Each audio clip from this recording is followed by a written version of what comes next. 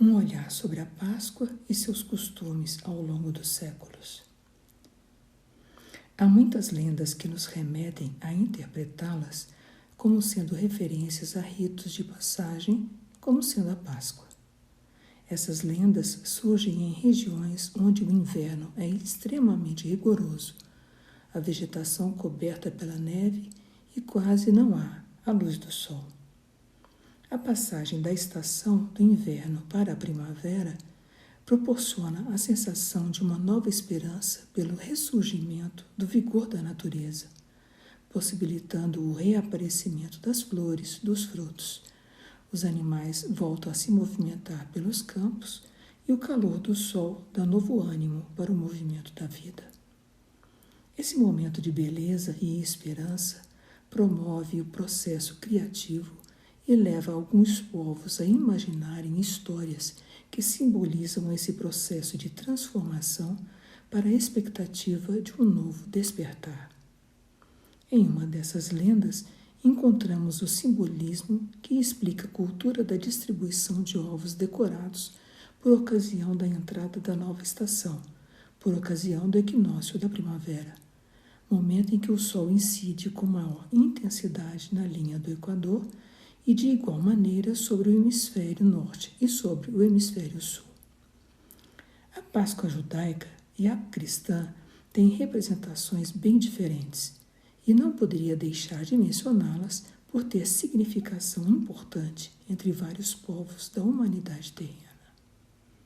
Os hebreus já tinham em sua cultura os seus ritos, conforme consta do livro Êxodo, capítulo 12, versículo de 1 a 11.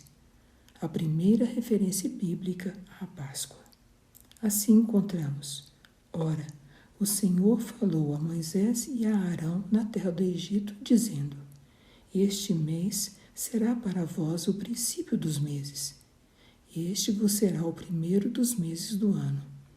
Falai a toda a congregação de Israel, dizendo: ao 10º dia deste mês tomará cada um para si um cordeiro, segundo as casas dos pais, um cordeiro para cada família. Mas, se a família for pequena demais para um cordeiro, tomá-lo-á juntamente com o vizinho mais próximo de sua casa, conforme o número de almas. Conforme ao comer de cada um, fareis a conta para o cordeiro. Assim, pois, o comereis, os vossos lombos cingidos, os vossos sapatos nos pés e o vosso cajado na mão, e o comereis apressadamente. Esta é a Páscoa do Senhor. Também encontramos em Êxodo capítulo 23, versículo 15. A festa dos pães ázimos guardarás. 7 dias comerás pães ázimos como te ordenei, ao tempo apontado no mês de Abibe, porque nele saíste do Egito. A celebração mencionada no livro Êxodo, no Velho Testamento, foi denominada como a Páscoa do Senhor. Foi instituída na noite que antecedeu a ordem pelo faraó de liberação do povo que estivera escravizado no Egito durante aproximadamente 400 anos. Esta libertação é lembrada com muita intensidade durante as celebrações da Páscoa por uma semana. Quando da entrada de Jesus em Jerusalém, iniciava-se a semana da Páscoa entre os judeus. É celebrada no mês de Nissan, mês de abril no nosso calendário. Esta seria a última Páscoa de que Jesus participaria. A celebração da Páscoa era complexa. O pão ázimo deveria ser embebido em líquido amargo antes de comê-lo. Era uma forma de serem lembradas as experiências difíceis vivenciadas no Egito por ocasião da escravidão. A chamada Última Ceia ou Santa Ceia foi a celebração da Páscoa por Jesus e seus discípulos. Esta passagem é de suma importância, principalmente porque ali Jesus transmitiu várias orientações e proporcionou profundos ensinamentos a seus discípulos e, por decorrência, a todos nós. Jesus, de forma humilde, mostra-se como servo em demonstração de amor. Lavou os pés dos discípulos e enxugou-os com a toalha com que envolvera o seu corpo. Com ternura e emoção, sentiu seu rosto molhado pelas lágrimas, não de sofrimento, mas de felicidade.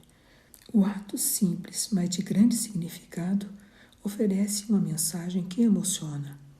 Prestativo e silencioso, servira a seus discípulos, colocando-se como humilde servo.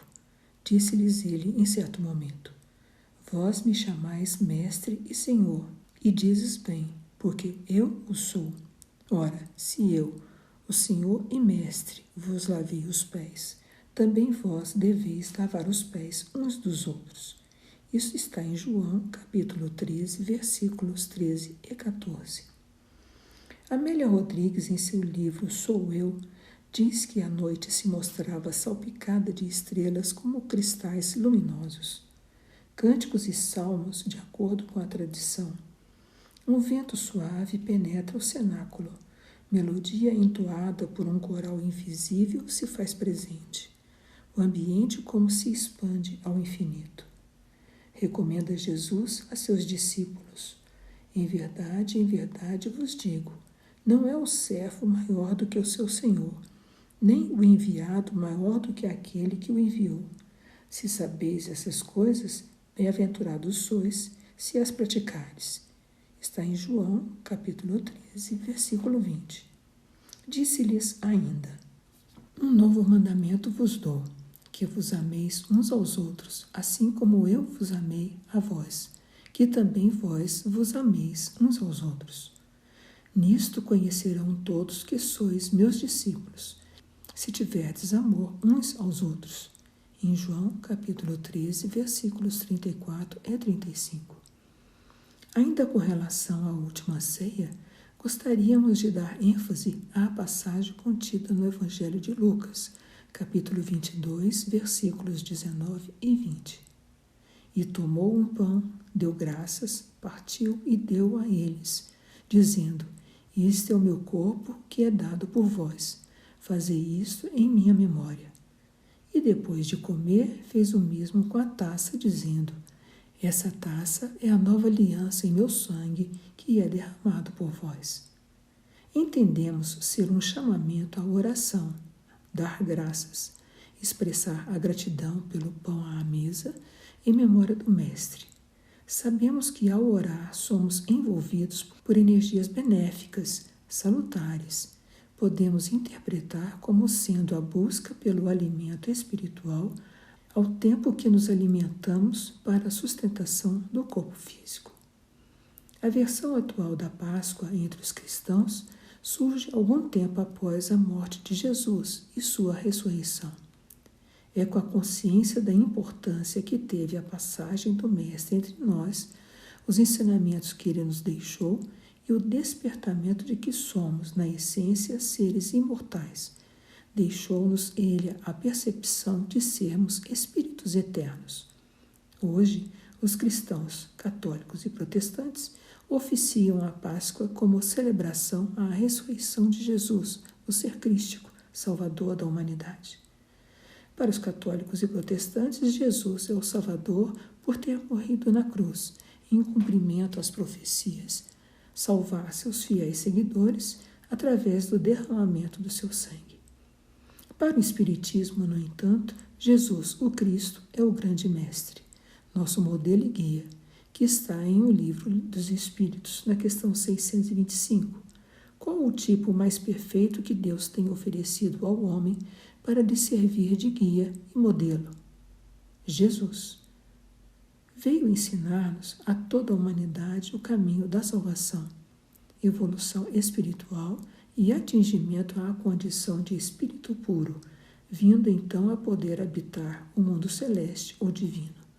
Proporcionar a nós a consciência de que devemos buscar o autoconhecimento, proceder à nossa caminhada de forma a alcançar a plenitude como espíritos que somos, corrigir nossas falhas e encontrarmos-nos com Deus, ao atingirmos a condição de espíritos que não mais necessitam reencarnar.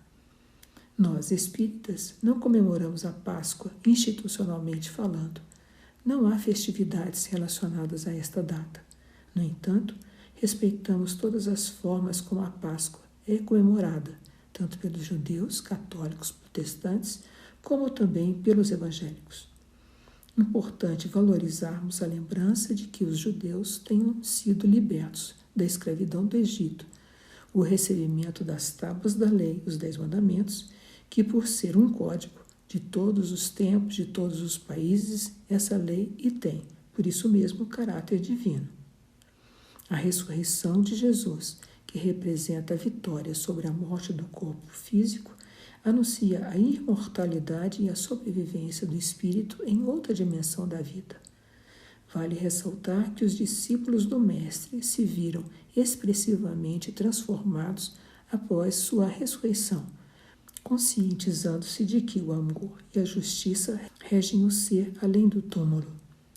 Tomando como referência as passagens contidas no Evangelho segundo o Espiritismo, capítulo 17, item 4, a Páscoa, como o princípio da transformação moral, nós espíritas devemos comemorá-la todos os dias, no esforço diuturno de vivenciar o Evangelho de Jesus, o Cristo. O verdadeiro espírita, como o cristão verdadeiro, pois que um é o mesmo que o outro. Reconhece-se o verdadeiro espírita pela transformação moral e pelos esforços que emprega para domar suas inclinações más. Lembrando o testemunho de Paulo em Gálatas, capítulo 2, versículo 20. Já estou crucificado com Cristo, e vivo não mais eu, mas Cristo vive em mim. E a vida que agora vivo na carne, vivo-a na fé no Filho de Deus, o qual me amou e se entregou a si mesmo por mim. A Páscoa, como podemos observar, tem grande importância para grande parte dos povos que habitam a terra, cada um a seu próprio modo. Estejamos nós conscientes da necessidade de buscarmos, como nos orienta a doutrina espírita, nossa transformação pessoal a partir do autoconhecimento, da reforma íntima. Poder dizer como o apóstolo Paulo: e vivo não mais eu, mas Cristo vive em mim.